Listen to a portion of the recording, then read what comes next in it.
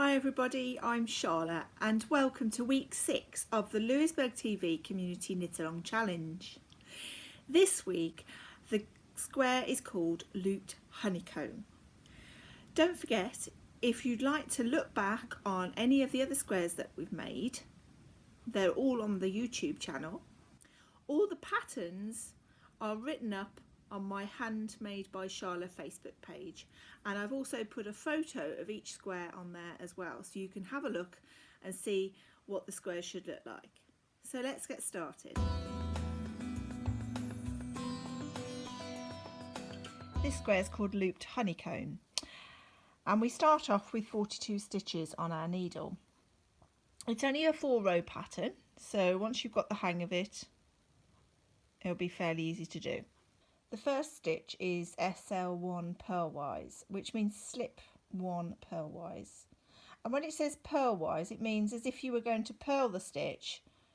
So you're putting the needle in from the back to the front effectively, rather than if you were knitting like that.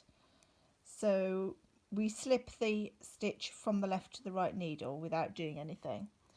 And then the next instruction is knit 2. So we have to put our yarn around the needle and knit 2 stitches,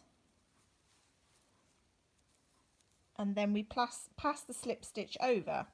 So that was the slipped stitch, so we pass it over the 2 knitted stitches, and then we knit 3.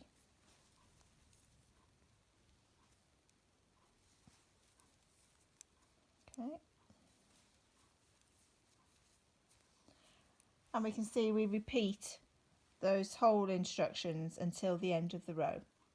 So that's row 1 completed, and you'll note if you count your stitches at the end of that row you will have decreased, so you should have 35 stitches at the end. Now the next row, row 2, starts with 4 purl stitches. So 1, 2, 3,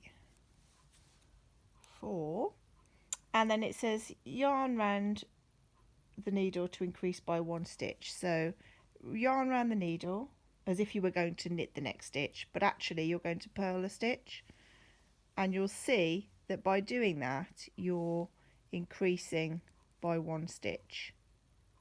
Okay, so we do that again.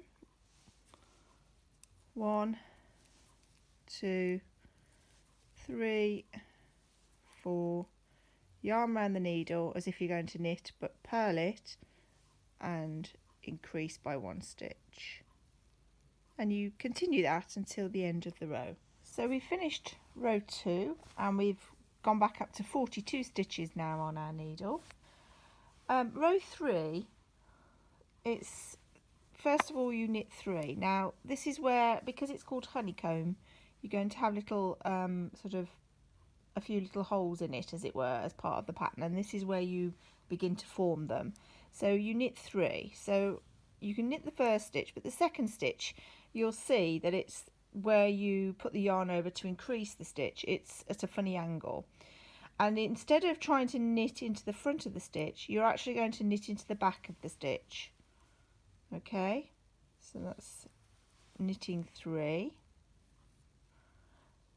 and then you slip 1 purlwise, so as if you were going to purl it, you go into the front of the stitch, but just slip it over, and then knit 2, 1, 2, and then the slipped stitch you pass over those 2.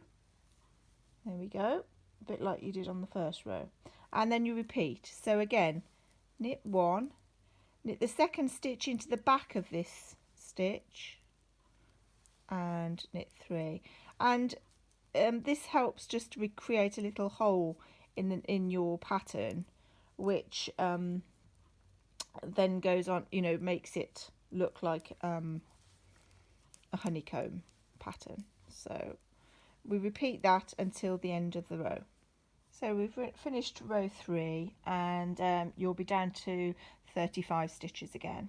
So row 4, this is where we need to increase again up to 42. So the first stitch is purl 1, and then it says YRN again, so yarn around the needle as if you're going to knit, but actually you purl. So purl 1, 2, 3 and 4, and you'll notice on the first stitch when you did a yarn over you increased by 1 stitch there.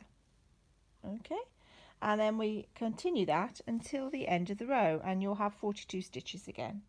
So there we have our finished honeycomb square. I'm just going to zoom in so you can see the nice pattern that's formed, and these are the little holes I was talking about when you're knitting into the back of the stitch rather than the front.